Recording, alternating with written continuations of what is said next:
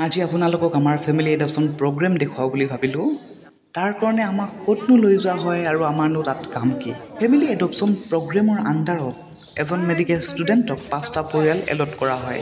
যি 5টা পৰিয়াল আমি 5 বছৰ ফ'ল' আপ কৰিব লাগে আৰু অন এ ৰেগুলাৰ বেচিছ তেওঁলোকৰ হেল্থ ষ্টেটাছ চেক কৰিব লাগে। যদি আমাৰ পৰিয়ালৰ স্বাস্থ্যজনিত কিবা সমস্যা থাকে তেন্তে আমি হস্পিটেল অথৰিটিক জনাব লাগে আৰু সেইমতে তেওঁলোকক ট্ৰিটমেণ্ট দিয়া হয়।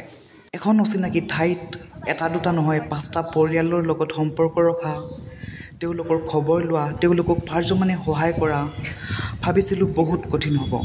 কিন্তু তেওঁলোকৰ পৰা ইমান মৰম আদৰ পালোঁ, এতিয়া তেওঁলোক আমাৰ নিজৰ একোটা পৰিয়ালৰ নিচিনা হৈ পৰিছে। কোনো আগৰ চাহ চিনাকি নথকা মানুহৰ পৰা ইমান মৰম পাম বুলি কেতিয়াও ভবা নাছিলোঁ। কিন্তু এতিয়া তেওঁলোকে কিবা এটা নোখোৱাকৈ অলপ সময় নবহাকৈ আহিবই নিদিয়ে।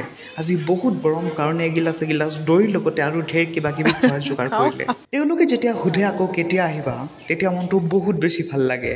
এনেদৰে মানুহৰ মাজত থাকি মানুহৰ লগত এটা সুসম্পৰ্ক গঢ়ি স্বাস্থ্যসেৱাৰ লগতে সমাজৰ ৰুট লেভেলত মানুহৰ সমস্যা সুবিধা অসুবিধাবোৰ জানিব পালে প্ৰেক্টিকেলি বহুত জ্ঞান আহৰণ কৰা হয়।